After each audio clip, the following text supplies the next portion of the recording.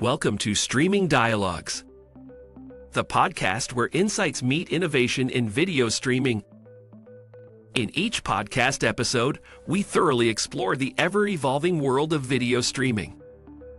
Along with our distinguished guests, we analyze the cutting-edge aspects of both the business and technology in video streaming. This podcast is brought to you by Jump Data-Driven Video, the unified analytics and personalization platform for video services. We believe that with the right insights and the right people, we can shape the future of the industry together. So sit tight, open your ears and minds, and let's dive into the world of video streaming. Welcome everyone to another episode of Streaming Dialogues, where we peel back the layers of video streaming industry to uncover the insights, challenges, and innovations shaping our digital world. I'm your host, Jeronimo Macanas, CEO and co-founder of Jump Data-Driven Video. We are incredibly fortunate to have David Guinan with us. David is the Chief Digital Officer of the Cowboy Channel, where he's been steering the digital reins, transforming how we engage with niche sports content. It's great to have you here on the show. How are you today? Doing okay. It's actually a nice day in Omaha, believe it or not. Yeah. Can you explain to the audience where is Omaha for the international audience, especially? Well, I'm not from Omaha, first of all, but I've been living here for 6 years. If you threw a dart at the middle of the United States of America, it's directly in the center. Oh, cool. I didn't know it. Sorry, what? I didn't know it. That's funny. It's exactly in the center of the country. Yeah, it is. And I jokingly refer to it as the Paris of the Midwest. Yeah. Okay. Great. Thank you. Okay, David, it's great to have you here, and I'm sure that we're going to have a very interesting conversation. So let's kick things off. David, you carve a unique path in the streaming and digital content landscape. So could you share with us your journey and what led you to your role in Cowboy Channel and now your expertise in video streaming and sports streaming? Tell us about your story and what you've been doing until you land in this exciting adventure. I mean, do you want the short version or the long version? It's a strange version. It's up to you. It's up to you. Well, I'll do a condensed version. So back when I left college in 95, or 96 because of the internet, or 95, I've always wanted to get interactive video on a computer. It's always been one of my goals. I worked at a long, since defunct company called Word.com, which was a literary magazine that was online. And they would take various pieces of fiction and design cool elements around it. And we were experimenting using Vivo, the Real Player at the time, to get video incorporated as a design piece. And it was incredibly difficult to do that. And I kept thinking, there's a television. I literally plug it into a wall, and then magically I have live video with very little delay. Why is this so hard to do on a computer? And it drove me nuts. But through that process, we ended up being one of the first companies to ever put a video ad online in 95. And then I went to MTV, which was in a weird way like graduate school, where you had toys, people that typically wouldn't say no. Like I'd ask them to do something and they'd say yes, which was awesome. And through that process, I started a production company, thought I was a filmmaker, made a couple of movies, and got back into television because I thought it was a more sustainable industry at the time than filmmaking. And this is where things get weird. I had an opportunity when I was in 2014 to start a television and documentary channel for the former vice president of Nigeria.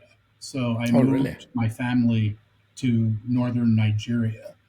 Uh, Wow. with my 2-year-old daughter at the time, and it was incredibly interesting. And I know this sounds tangential to sports, but it has a lot of relevance. Um, when I got there, we had about $30 million, $20 million, I forget the exact budget, 20,000 feet of just raw space, a TriCaster, and an OB van. I mean, we had nothing. And upon landing in, Abuja, I looked around and realized quickly there was no copper in the ground. Everybody had cell phones, though. So to create a television station felt like it was moving backwards. So we used what we had and sent laptops out with templates to various countries. So people on the ground could film with their phones, they could film with cameras and quickly create 2 to 3 minute little pieces, send it to us, and then we would compile them for a news broadcast. But it was a digital first approach because we were really relying on cell phone tech and streaming. And then the political situation got bad there because, it was neighbors with Boko Haram. My wife was pregnant and I had a 2-year-old. She's from Omaha. So we moved to Omaha to have our second daughter. And rather than move back to New York, where we were living for 20 years, it was easy here. And one day I met a gentleman, my current boss, a guy named Patrick Gotch, who told me he didn't know much about digital, but he was starting a television network called the Cowboy Channel. And he wanted me to build a streaming sports app for the IP he was about to acquire. And he gave me a 3-month timeline to do it. Wow. When Yeah, was that? What year? that was 2019. 2019. Okay. 2019, July 27th, I believe, 2019. And Okay. Why just 3 months for that? Why was because that? he's very, very good at putting, he doesn't know what he doesn't know, which can be a good thing.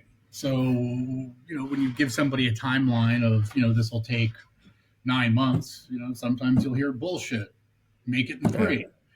And I will say, I'll see what I'll try. And we did it. I have an app developer. We utilized a company called OTT Flow. It was more not a company. It was a service that was Brightspot, Kling, and Aceto kind of creating a bundle that we were able to use. And we created a custom mobile app that fed news stories from our website, which we spun up very, very quickly, and also live video from our 24/7 channel, and ad hoc videos from individual rodeos we were doing. But we had the app built, and this is before the IP officially became ours, which was in May of 2020. Very interesting journey. Well, you're missing one point, though. Think about what happened around May of 2020. Yeah. I know that what happened all around the world. It was Yeah. really all the pandemic, right? So we launched Yeah. in the midst of the pandemic. But that was that I think for not for all video streaming services, but for some of streaming services that I know, sometimes this could be an advantage, right? Because one of the hard things to do is to educate the audience. That's true that in your case, as mainly is live streaming, right, and events, sports events, it's very challenging, right? But it depends on who you talk to. Sometimes it's good. I don't know if explain us a bit about that phase, because I guess that you needed to make a shift in the strategy, because you don't have the Cowboys, right? Writing, so you needed to, I don't know, focus on back catalog or other rodeos from other seasons. What you guys did? Well, the first part of what you said is correct. It was a good thing, and due to the nature of rodeo, we were one of the only sports that were actually continuing. Rodeos are typically in small towns. A lot of times, they're open air, and they continue to occur. I mean, people would sometimes wear masks, sometimes not, but they did not shut down.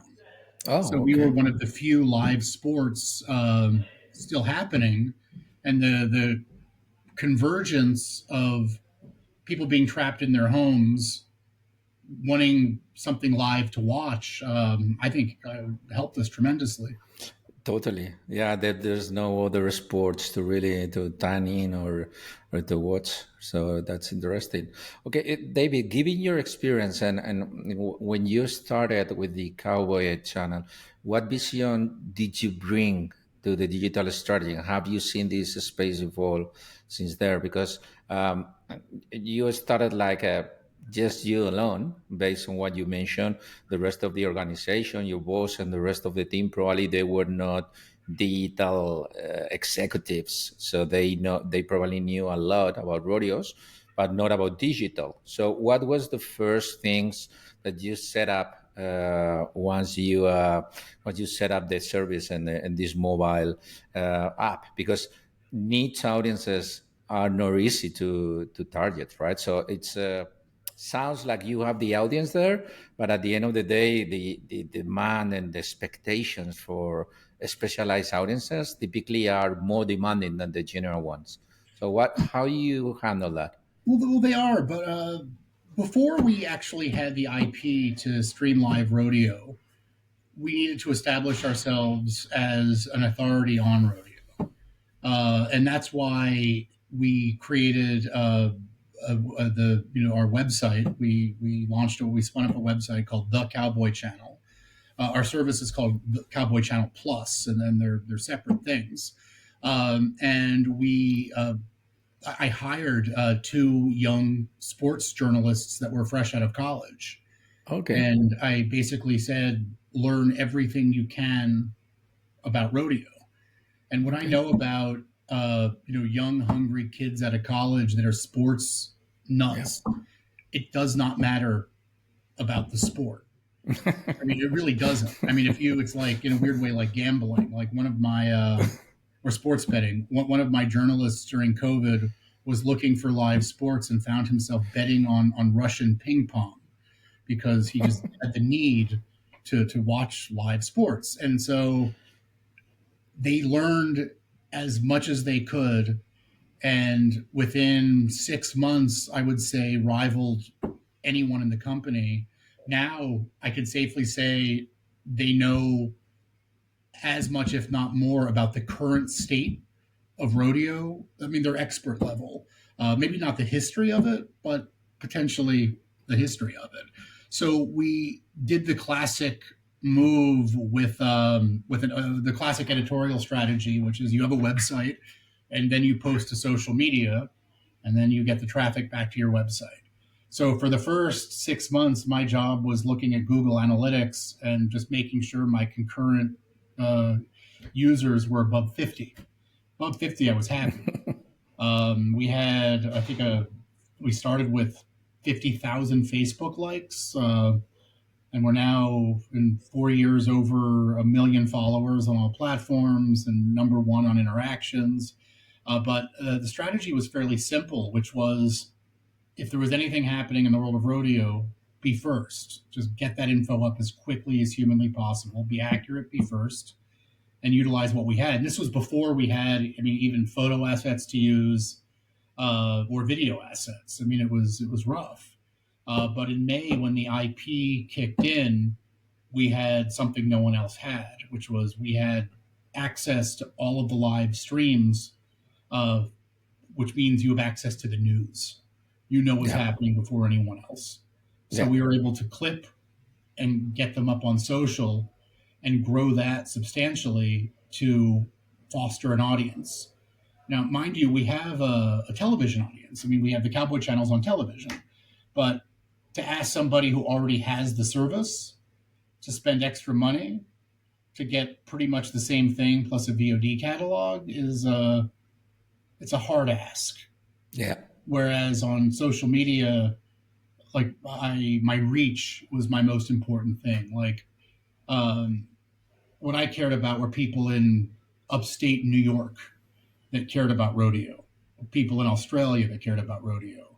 The ability to be a destination and let the audience find us rather than go out and seek them was part of the strategy. It was build a good product, fulfill a need, which was if you want to know what's happening in the sport of rodeo, our Facebook, our Instagram page, our website are the main places to do it. And we could see the steady increase of followers and subscribers. I mean, in our first, Were you actively targeting potential car cutters or people that not necessarily had access to the pay TV packages where the Cowboy Channel were already being broadcasted, or you were targeting widely everyone that really can find you on Facebook, Instagram, or whatever? So is there a correlation between the subscribers that you guys have on your Cowboy Channel's OTT service with people that is not necessarily paying for the pay TV channels, or it's just a complement? I'm not sure I understand the question. Are you saying is like what is the overlap between our social channels and our subscriber base? I mean, What is the overlap? Yes, between the not the social channels for promotion or acquisition, but when you the content that you provide in the Cowboy Channel, I don't know if all of them, but some of them probably it's included also in pay TV packages, right? Or sort not? of. We for the social and the cowboychannel.com, our editorial page, we put clips, rides. If Yeah. something magnificent happens, it goes there. Every now and then, we will put a full rodeo in front of our paywall. We'll put specials in front of our paywall. But if you want to watch a live event, you have to pay. And Okay. we offer two options. One is we can get to that later because it's an incredibly important thing, pricing strategy. But they serve real two distinct functions. But the free version is real. I mean, if you want news, if you want to see clips, if you want updates, it's there and it's free. And that is the strategy of that is to get enough data that we know what our audience is. Also get feedback to know what our audience wants and develop a relationship with them. But primarily, it's to be a home, to convert a kind of what was a very disparate sport with 900 rodeos all around the country in one hub, in one nexus that people have access to, that they can get information. And if they want to watch the actual, sit back on your couch or use your phone, well, I mean, that's a separate service. Yeah. I mean, so I That's really do right. view them as two complementary businesses. Yeah, that's smart, actually. I think you can learn a lot about the audience just by let people, read the news and navigate and watch clips, and so yeah, so it's very related to data, actually. So it's very May smart. I tell you one thing we did by accident that was probably the best thing we've ever done? Please, And I go recommend ahead. this to everybody. While we were setting up our Facebook page, we created, the unofficial Cowboy Channel page. And we forgot about it. We literally forgot about it. And it became the page that everybody goes to talk about us. And people don't know that we actually control it, but we don't. Like, I don't censor it. It's there. And it was the one day, I mean, even my boss goes there to look for feedback, and to have a channel that is about you, that you don't touch. I mean, sometimes we will go. I have a third party moderator who Yeah, just to answer. Yeah. does not work at the company, just to maintain pure neutrality. I mean, I want people to say what they want, but he'll scrub when pirate sites go up there. I mean, that's pretty much, or hate speech will take off. But doing that, to have a secondary social channel about you, is invaluable. Yeah. You learn what people want. You learn, I mean, it influences our UX, it influences our decision making, because ultimately, our audience is our lifeblood. We want to give them the respect they deserve by creating a product that is beneficial, useful, and does something that didn't happen before. Yeah, Whereas, and very cheap, right? Very so and very cheap. You didn't invest a lot of money to have that no, it was platform totally by up ready, right? complete accident. It was, Yeah. but such a beneficial one. And what's That's interesting great. is every now and then I'll jump on and talk, I mean, using my own name, and just talk to people, which I always also find interesting. Some people will rant and scream, be like the image, the video quality sucks. What the hell's going on with the Cowboy Channel? I'll just say, hey, we're taking an arena feed from, from I don't know, Deadwood, or Pretty Prairie, Kansas, and there's bad weather and it's affecting the signal. And then I've learned that as long as people are listened to, all of the venom goes away.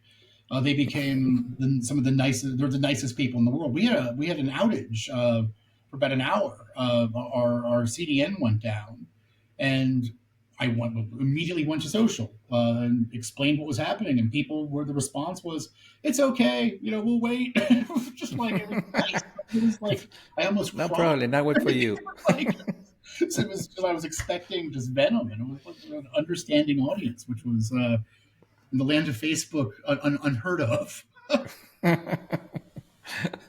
Okay, David, let's talk a bit about technology. So, as everything right now in the world, right? So, technology plays in streaming as well, plays a crucial role, right? So, have you, based on the recent advancements like the Apple Pro, AR, VR, all these things that we are seeing actually these days, right? Like crazy. Everybody's trying all these new angles on our industry.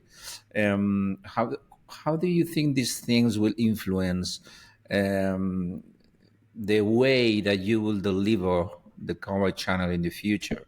So, have you tried, by the way, the Apple Vision Pro? I have not tried the Vision Pro, but one thing you need to know about me, which was went to school in University of Wisconsin Madison, and I studied VR in '93 and '94, meaning I Okay. had a giant headset connected to Windows NT on two twin P90s using a program called Vream that I think could render, I don't know, 5,000 polys. And I remember thinking, wearing this stupid headset, getting nauseous, and thinking, this sucks. This Yeah. is bad. And I realized this technology is 20 years away.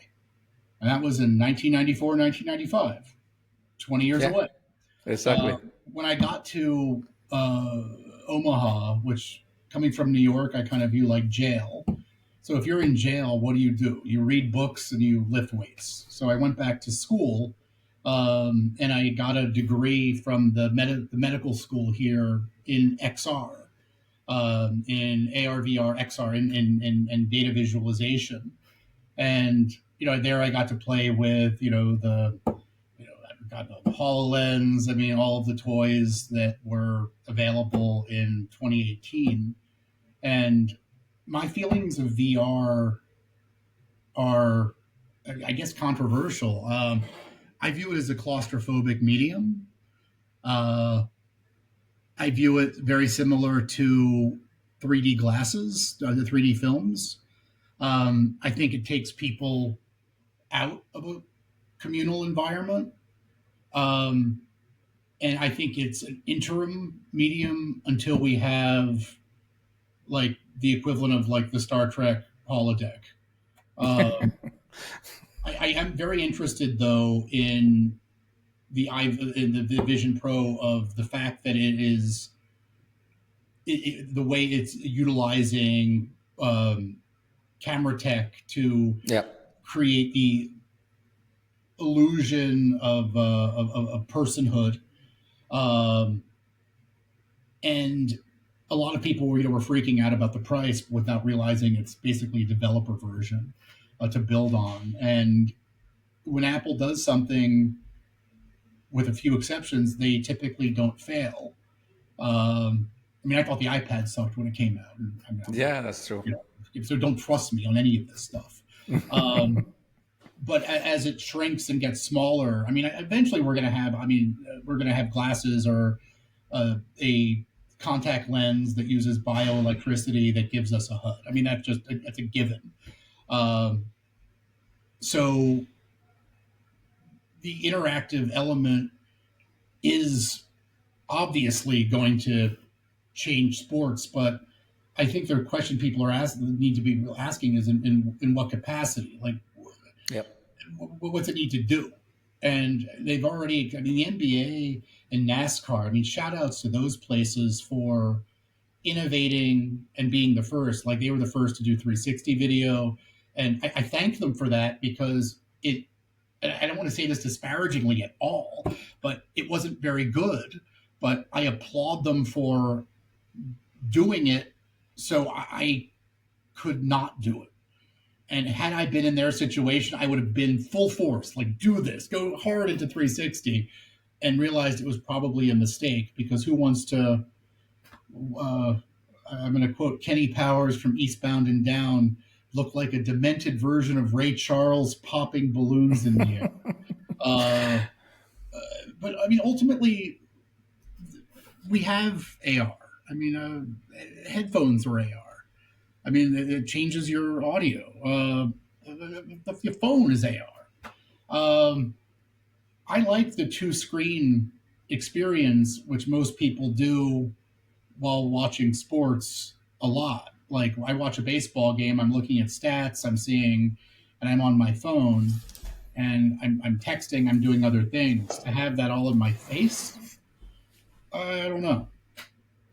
Yeah, I think you're right. The use case needs to be there and really find a way. I don't think it's going to be a translation of what sports is doing on even on mobile or as a second screen, but new use cases that could enhance the experience. What I think it's different compared with the previous waves, right, of 3D and all these things, is the intersection as well with AI, right? So I think with AI together with these new use cases, it could bring us new experiences that probably decades ago it was not possible. So I think it's nothing said, but what I expect is a lot of experimentation, and the ones that really find a use case that the audience is really willing to, to enjoy. I think it's going to be good for everybody, and then all the rest will follow, of course. But I think I see like a good conjunction of things that could make this happen. I don't know. Let's see. I agree with you, and very much so. And I was thinking, I was watching, it was the baseball all-star, it was the home run derby a couple of years back on the MLB app, and they had a AR version of it where you could create a stadium and put it, had plane recognition, which was nice. I didn't need a marker, and just move my phone around, and all of a sudden the stadium's there, and I'm watching the trajectory of pitches going out. And exactly. Was it good? No. But it was cool for a second. Yeah. But now imagine a European football or American football game where you're able to see a replay on your table.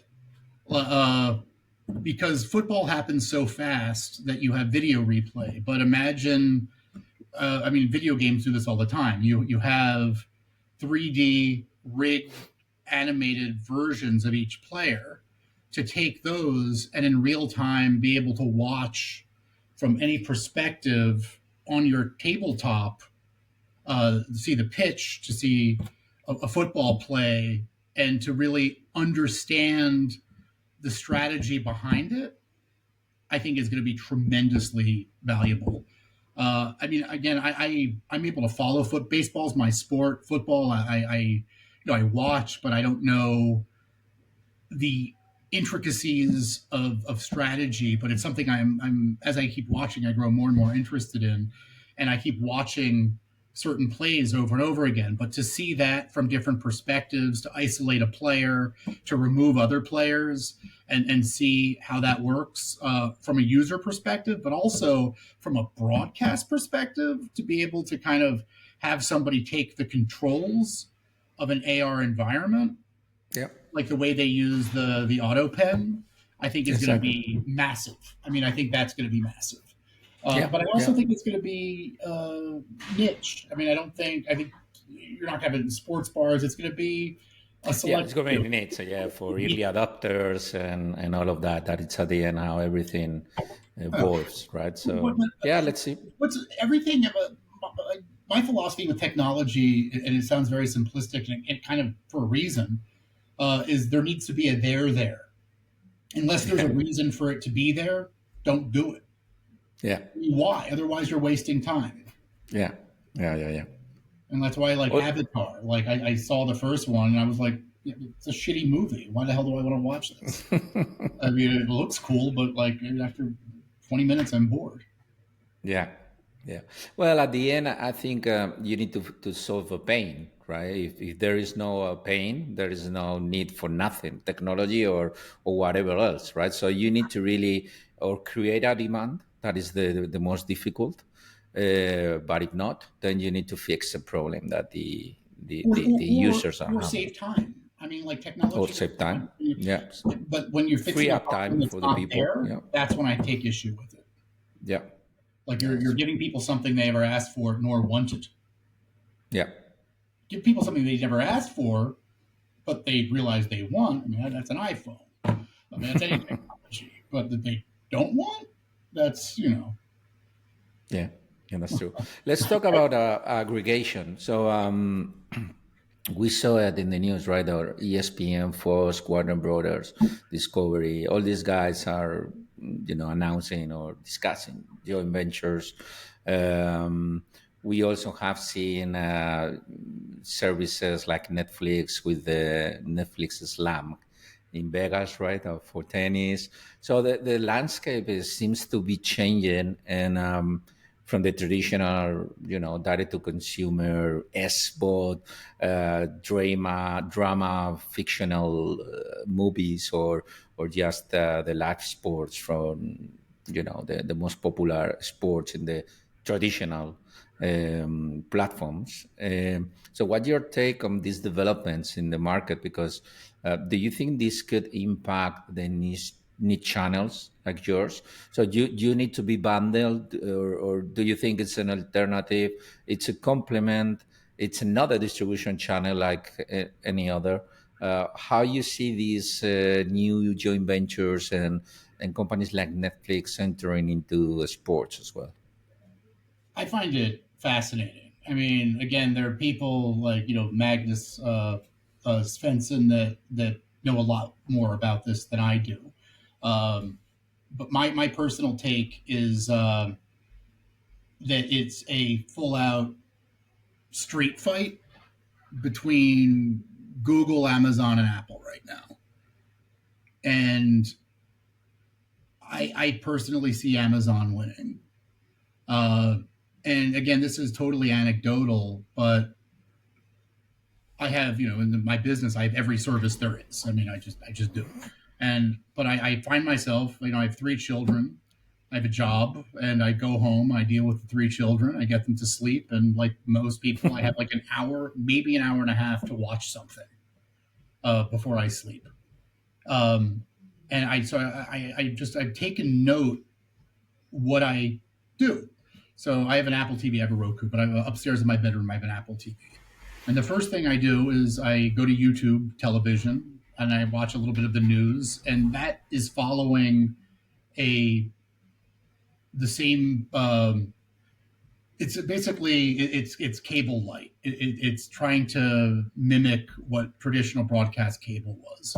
Like there's Seinfeld on it. There's typical shows that are you're stuck within a linear timeline, and I use that for news and basketball. Uh, but then I find myself on Netflix, and it's the same 20 things that I'm always offered, and I go through it. It's the same damn stuff. And Yeah. then I do Apple TV, and I like more and more of their content. But it's also, unless it's a show I care about that I can't binge, uh, I don't watch it. I mean, Friday nights I'll watch the Masters of the Air, but they've gotten very clever by giving you 2 or 3 episodes and then bringing you back to appointment viewing, which I'm impressed by. I'm in favor of, believe it or not. But then I find myself on Amazon, and what Amazon has so successfully done is it's incorporated other content that's not just an Amazon.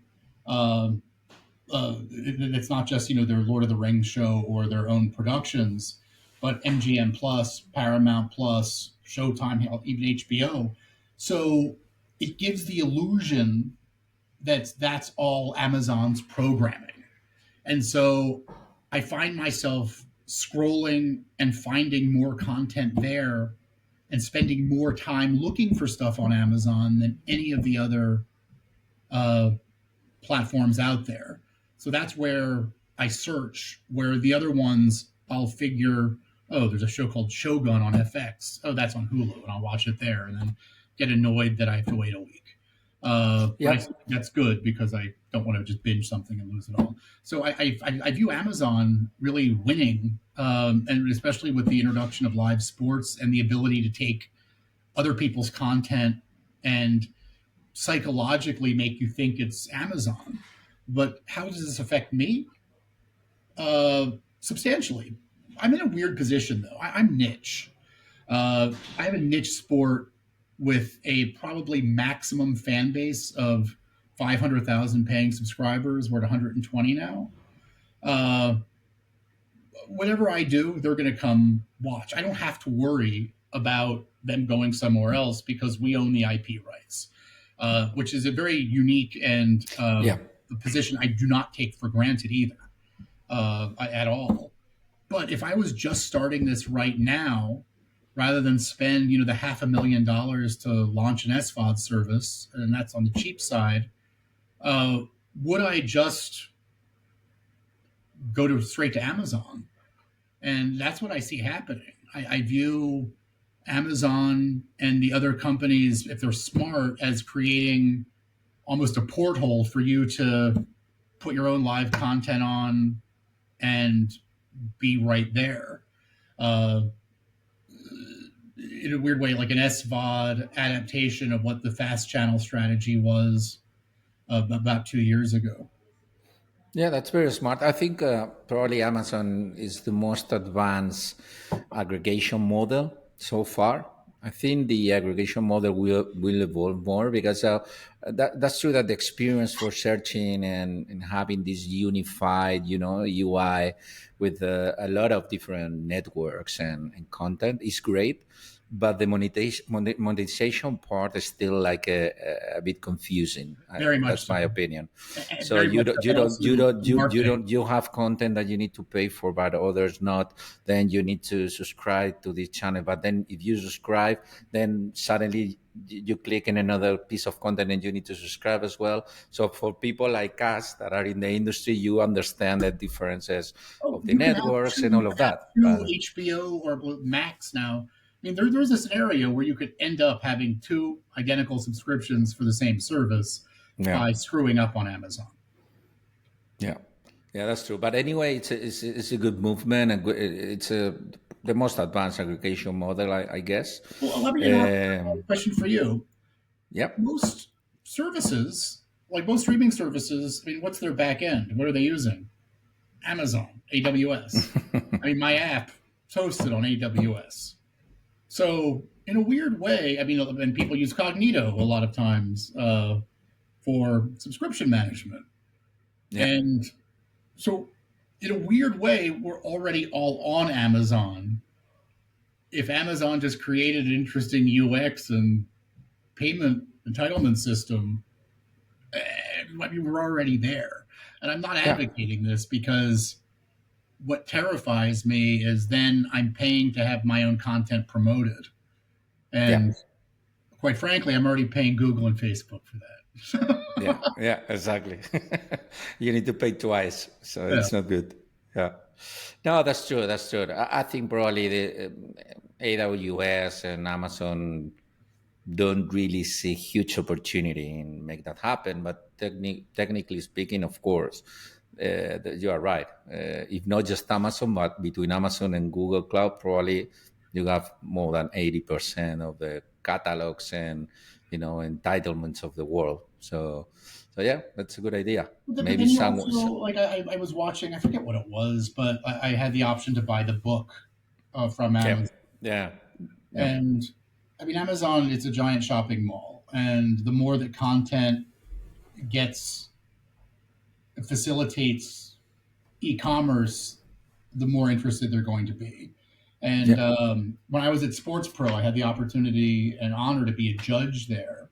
And I saw a lot of upstart companies that were all trying to figure out ways to be an add-on to a subscription or a fast service where you could buy a jersey and while watching something. And I kept thinking, no one's going to do that, and if they are going to do that, it's going to be Amazon. So yeah, yeah. If it's somebody, it's gonna be them. yeah, Uh, David, you mentioned fast. This is not on the question on my questions list, but now that you mentioned, you guys are distributing fast channels on out of the Cowboy Channel experience. I mean, no, through Samsung TV Plus or no? fast to me is Okay, the devil. okay, Because why would I take all of my content that I'm charging people $119 and create a fast channel? Uh, or what I would do though is, and I sort of joke by saying that's the devil. I've watched many similar companies that were my size go to fast and make $500,000 on average on ad revenue, a split, and make nothing. yeah, To spin up a fast channel now, I mean, I could call Amagi, I could call everybody yeah, is now there. I mean, all the zillions of them out there. Spin one up for $1,500 a month, and then call Video Elephant and get video content for a 50-50 ad rev split, and it's on me to market. So for me, Fast is very similar to when Amazon started their affiliate program, and I could create my own store to sell USB cables. Looked like my store, but it was all with Amazon's backend. Fast doesn't make money. Yeah, And not only that, it's cheap to do. So in the next year, you're going to see thousands upon thousands upon thousands of new fast channels spin up. And you're going to have the same problem that you have when you go to Pluto, where you're just endlessly scrolling this outdated model of live television, where it's taking VOD content and putting it in a live TV model, which is over, yeah. in my opinion. Yeah, Um, in my opinion, the only way fast can work if is they really make a strong bet on personalization. Because you are right, if you enter into any of the fast channel platforms today, it's hundreds of channels. You don't know what's going on in each channel, so you need to start to go one by one to see what's going on right now. So it's like the old, very very old cable industry when you had a lot of channels and you would spend hours watching nothing basically. So yeah, the only way that really this could work if it's you enter there and, well, if I really like music channels, I can directly well, it has the be same pushed with problem that that. all services have. Its curation is key, and Yeah. so like, and so far I've seen a few people do AI recommendation engines that work, but whoever creates that product, uh, Hmm. wink, wink, is I mean that's incredibly useful because there's so much content out there, but the algorithms, I mean, they know everything about you, but yet they can't deliver content that you actually really want to see. And what I see with Netflix is it should know if I've watched something 3 or 4 times and gotten to the same point and stopped. Don't show me things like that, or never show me Exactly. that again. Yeah. But the recommendation engines that I've seen out there are bad. What I do see value in, especially with fast, is the idea of influencer curation. So find an influencer that knows a lot about weird TV, horror TV, genre TV. Let them program a block. Let them go out and market it to their own followers. Give them an ad split. That I'd watch. Yeah. I mean, hell, Yeah, like that's true.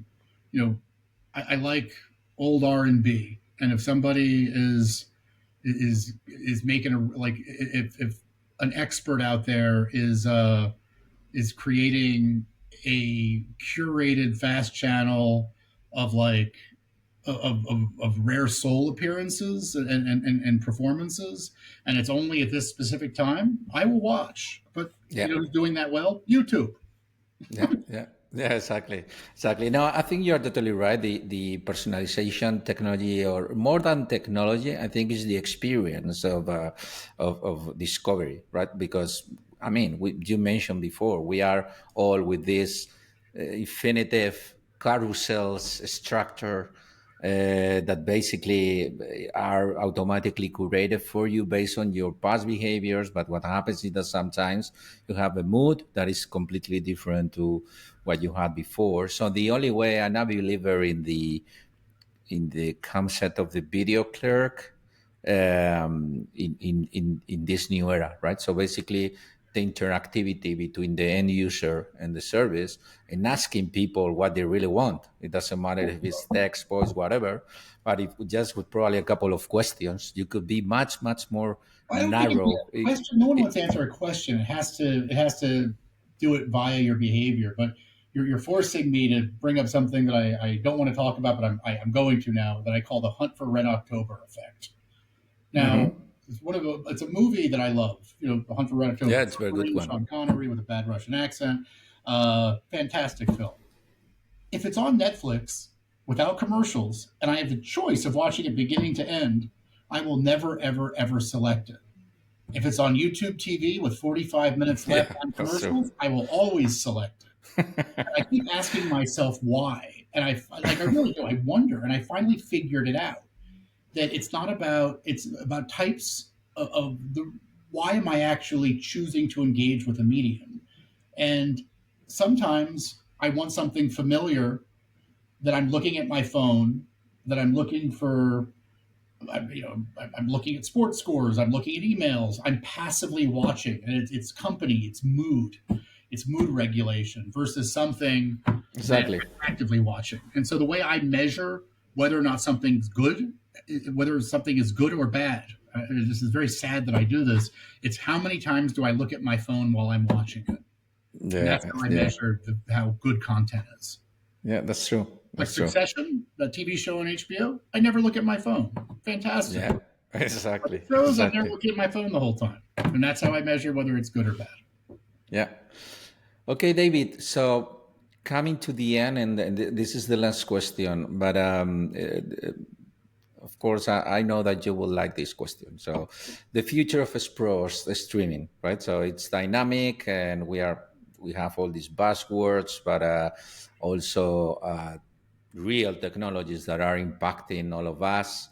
How you see the future of streaming sports, and how you see the integration of AI in all the value chain, from production, personalization that we already discussed, operational efficiency, how you see these things could accelerate. Because one of the everyone that I'm discussing in the podcast about this is agrees that one of the key things in OTT is how to make things more efficient, especially production cost, because it's the big piece of the budget, right? So probably not for Cowboy Channel, maybe because you guys have or you have secured the rights, and you probably pay for it.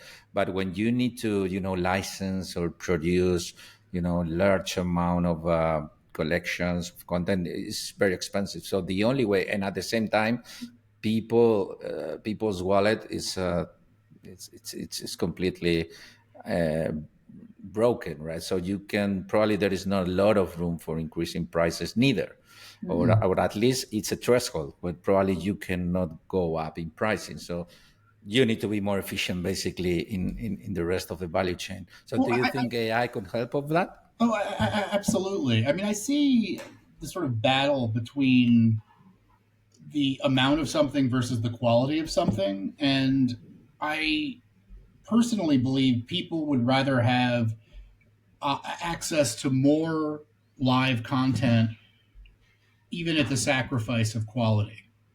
Okay. But that being said, where I see AI coming in is, look at robotic cameras. You can fill a stadium with 100 of them, people's cell phones, and have an AI technical director, or is it vision switcher, automating it. I mean, I mean, you used to have pet op cameras, then you have robo cams with one person can operate three. I mean, you can follow that trajectory where now when you go to NAB, you can see cameras can follow a sport and do that well now. So the idea of a smart stadium that's doing the broadcast, I definitely see happening. Um, but ultimately, I do think you need human beings in there because the storylines are what's important. I mean, and also sports follows a traditional structure. So your announcer, your color commentator, I mean, your commercial breaks. I mean, so if you deviate too far, too quickly from a structure that's established, people will get annoyed because a lot of the way they watch is based on mood, based on tradition, based on familiarity, and based on the sort of drama of it. And I've seen the people, not people, but I've seen attempts to use technology into, too much icing, not enough cake, if you know what I mean. It's they just try to move away from the real reason people are watching, and the real reason they're watching are the actual drama of what's happening on the field. You could watch it from a zillion different angles, but I guarantee nobody wants to play tech director or vision switcher on their Hulu device, on a Roku. But yeah, AI is going to be massive, and I see it really kind of affecting the back end. Exactly. Operations. Cool Operations. companies like, what is it, like Magnify, WTC, I believe. I'm going to get the name wrong. That are taking. I mean, I got a demo where they have all of the data, and you could set clips of, like, LeBron, if he scores more than 25 points, clip, and it will create an automatic highlight reel. I mean, stuff like that I'm looking at that right now because I have, a staff of 3 people that are watching every rodeo and clipping it themselves. And to automate that process and get it out faster does my audience a service and lets them focus on other things. So AI in the background to go through massive amounts of historical video footage and use facial recognition and pull out key rides. I mean, that's happening right now. I mean, if I could, imagine being able to type in Derek Jeter and every exactly. It's already there. It's there. Yeah, exactly. I mean, stuff like that is a huge opportunity. In terms of the actual broadcast, I mean, it's going to get cooler and cooler. But I mean, watch the Super Bowl. It's still pretty much the same game. Yeah, for many years. Yeah, and there's a reason for that because it's tradition. And you can't deviate. Yeah, that's true. Okay, David, it's been a pleasure to talk to you as always. I hope so. And I guess we will see you in Vegas at NAB as every year, right? Yeah, Will you be there? Yeah, and I'll be there. Also, I'll be at Sports Pro in March 17th in New York. If you guys are going to be okay, good. I'm giving a talk David. On, preparing for failure. Fun Yeah. This is the way to go. As much as you fail is the only probably way to finally win, right? So we failed a lot. Let's just say it's a cruel tutor. Okay, David. Thank you very much. Hey, thank you, man. See you. It was a pleasure talking to you. A pleasure. Bye bye. This podcast is brought to you by Jump Data Driven Video, the unified analytics and personalization platform for video services. For more information, please visit www.jumpdatadriven.com. Thanks for watching. We hope you enjoyed this episode. If you liked it, please subscribe to our podcast on Spotify, Apple Podcasts, or YouTube to stay updated on new episodes. See you soon.